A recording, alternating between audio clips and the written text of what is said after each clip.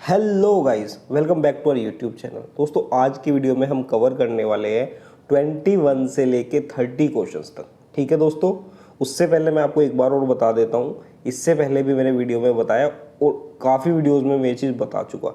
अगर आपको हमारे थ्रू म्यूचुअल फंड डिस्ट्रीब्यूटर बनना है तो आप स्क्रीन पे दिए हुए जो नंबर है उस पर व्हाट्सएप करें।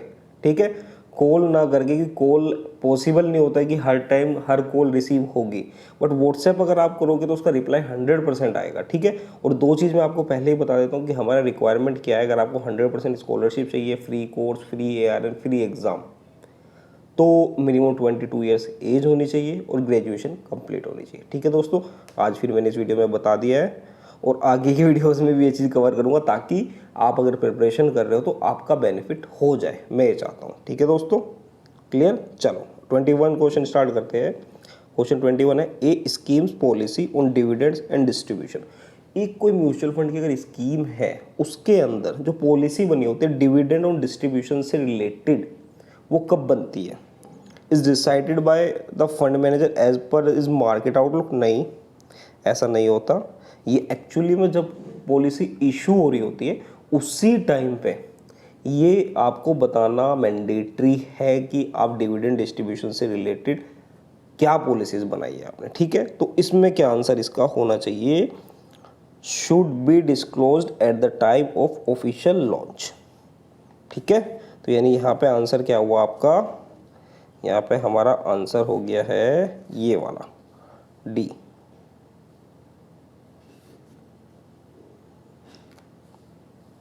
ठीक है दोस्तों, चलिए नेक्स्ट उस पे आ जाते हैं। Question 22, mutual funds are allowed to borrow. यानी म्यूचुअल फंड स्कीम्स जो है, AMC जो म्यूचुअल फंड लॉन्च करता है, उन्हें बोरोइंग कब अलाउड है, किस खर्चे के लिए वो बोरोइंग कर सकते हैं? वो जो फर्दर इन्वेस्टमेंट करते हैं वो सिर्फ और सिर्फ उसी चीज़ के लिए बोरोइंग कर सकती है।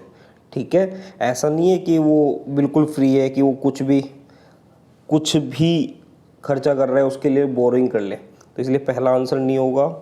Only to meet redemption demands, नहीं ये भी नहीं होगा। रिडेम्पशन के लिए भी तो उसके पास ऑलरेडी रिजर्व होते हैं फॉर इन्वेस्टमेंट पर्पस। ये है नॉट अलाउड, ऐसा नहीं है, अलाउड है बट इन्वेस्टमेंट पर्पस के लिए ओनली। ठीक है दोस्तों, क्लियर। आगे बढ़ते हैं। As a part of borrowing policy the following need not to be disclosed in an offered document. अगर बोरोइंग पॉलिसी है उससे रिलेटेड आपको ऑफर डॉक्यूमेंट में क्या डिस्क्लोज नहीं करना है? क्या क्वेश्चन समझे आप? कि अगर आप ऑफर डॉक्यूमेंट इशू कर रहे हो किसी म्यूचुअल फंड स्कीम से रिलेटेड, तो बोरोइंग पॉलिसी जो बनी होगी उसके अंदर, ऑफर डॉक्यूमेंट के अंदर, उसमें क्या क्या इंक्लूड नहीं होगा, इनमें से क्या इंक्लूड नहीं होगा? ठीक है, क्या? पर्पस एंड सर्कमस्टेंसेस, आप किस किस सर्कमस्टेंसेस में लोन ले सकते हो, ये तो होगा पक्का। रेगुलेटरी लिमिट्स कितनी है आपकी लोन की, वो भी आपको बताना पड़ेगा। Potential risk to AMC and unit holder, unit holder और AMC के लिए पोटेंशियल रिस्क क्या है इस बोरोइंग को लेने में। ठीक है, वो भी आपको बताना मैंडेटरी है।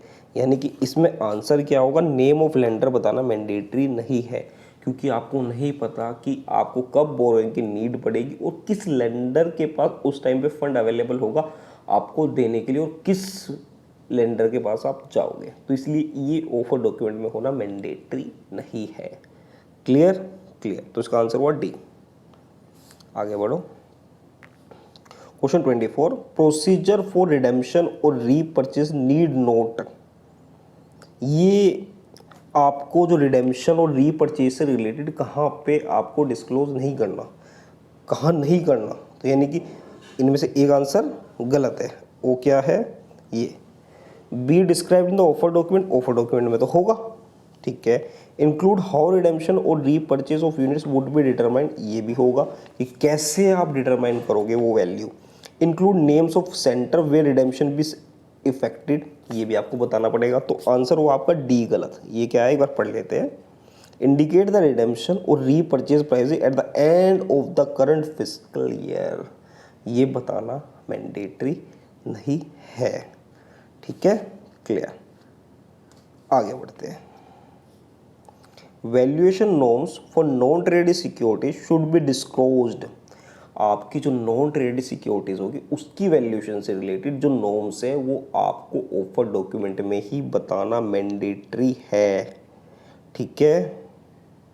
और स्टार्टिंग में जब आपकी स्कीम लॉन्च हो रही हो उसी टाइम पे आप बता दो। ऐसा नहीं है कि आपको हर फाइनेंशियल ईयर बताना है या फिर आपको क्वार्टरली इसकी रिपोर्टिंग करनी है, ये वाला आंसर नहीं है। ऑफर डॉक्यूमेंट ये वाला ठीक है, एवरी क्वार्टर भी नहीं आएगा। शुड नॉट बी डिस्क्लोज, ये भी नहीं आएगा, डिस्क्लोज तो करना पड़ेगा। तो इसलिए आंसर हमारा क्या हुआ, बी। ठीक है जी, आंसर हुआ बी। क्लियर क्लियर, आगे बढ़ो। Are overseas corporate bodies allowed to invest in mutual fund.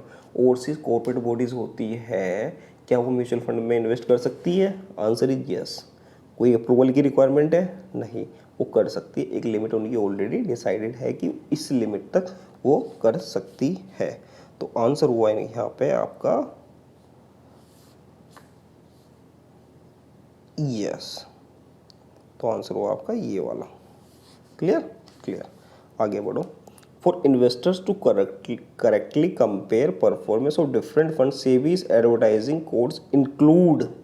अगर इन्वेस्टर को करेक्टली आपको परफॉर्मेंस बतानी है म्यूचुअल फंड की, तो एडवर्टाइजिंग कोड में क्या क्या इंक्लूड होना चाहिए? क्या क्या होना चाहिए? यूनिफॉर्म कंप्यूटेशन ऑफ फील्ड्स, ये भी आपको बताना जरूरी है कि यूनिफॉर्मिटी होनी चाहिए, कि यानी कि एक स्कीम अलग बता रही है, दूसरी अलग बता रही है, तीसरी अलग बता रही है, तो इन्वेस्टर कंफ्यूज हो जाएगा। तो इसलिए आपकी यूनिफॉर्मिटी होनी मैंडेटरी है। Uniform presentation of dividends, dividend के बारे में यूनिफॉर्मिटी होनी चाहिए। Identical time periods, time period भी सेम होना चाहिए। मतलब ये नहीं कि कोई क्वार्टरली बता रहा है, किसी का मन कर रहा है 2 महीने बता रहा है, किसी का मन कर रहा है हफ्ते बता रहा है, ठीक है। ऑल ऑफ द, यानी इसका मतलब इसका आंसर होगा ये वाला। क्लियर क्लियर, ठीक है जी। आ जाओ अपने उस पे 28 पे। A due diligence certificate does not certified that, जो ड्यू डिलीजेंस सर्टिफिकेट होता है वो क्या सर्टिफाई नहीं करता? क्या नहीं करता? चलो, the draft offer document forwarded to SEBI and according to SEBI regulations. Due diligence होती इस चीज़ की है कि आपने जो ऑफर डॉक्यूमेंट दिया है वो अकॉर्डिंग टू सेबी गाइडलाइंस है या नहीं है, वो सारे नॉर्म्स पूरे करता है या नहीं करता है, कंप्लाइंस पूरे करता है या नहीं करता है, ठीक है। तो ये आंसर तो आपका सही है। तो इसमें डज नोट किया हुआ ना, तो क्या नहीं होगा। और legal requirement connected with launching of the scheme have been complied, ये मैंने आपको बता दिया। Disclosure made in the offer document are true and fair, ये भी होना चाहिए। द एएमसी गारंटी से गुड परफॉर्मेंस, इस चीज़ की गारंटी तो कोई भी नहीं ले सकता कि एएमसी अच्छी परफॉर्मेंस करेगी, ठीक है। तो इसलिए इसका आंसर होगा D. 29th, the following are not termed as sales practice. इनमें से कौन सी आपकी सेल्स प्रैक्टिस नहीं मानी जाएगी? क्या क्या होती है सेल प्रैक्टिस? एजेंट का कमीशन, ये भी सेल्स प्रैक्टिस है। एजेंट को लालच होगा कमीशन का, तभी तो बेचने के बारे में सोचेगा। एडवर्टाइजमेंट ऑफ स्कीम्स, एडवर्टाइजमेंट भी होता है स्कीम्स का, ठीक है, ये भी सेल्स प्रैक्टिस है। Before and after sale service to, service भी तो बहुत मैंडेटरी है एक इन्वेस्टर के लिए, तो ये भी मैंडेट। स्टॉक ब्रोकिंग, ये तो एक जरिया है, अगर ये ही नहीं होगा तो सेल होगी नहीं। तो ये एक तरीके सेल प्रैक्टिस नहीं है, ये मैंडेटरी रिक्वायरमेंट है। तो इसका आंसर होगा यहाँ पे स्टॉक ब्रोकिंग। क्लियर क्लियर, आगे बढ़ो। The sales practice are never mandated by regulator but arise from convention only.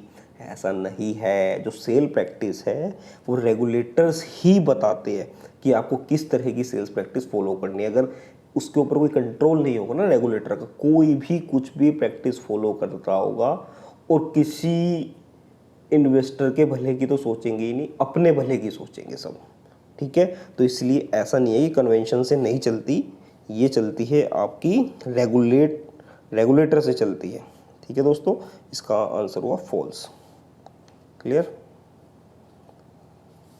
गोल वाला करके देखते हैं इसमें। ये अच्छा लग रहा है ना? हाँ, ठीक है दोस्तों, आपके 30 क्वेश्चन कंप्लीट हो गए। आई होप आपको वीडियो पसंद आएगा। वीडियो पसंद है वीडियो को लाइक करें, हमारे चैनल को सब्सक्राइब करें। Thank you so much.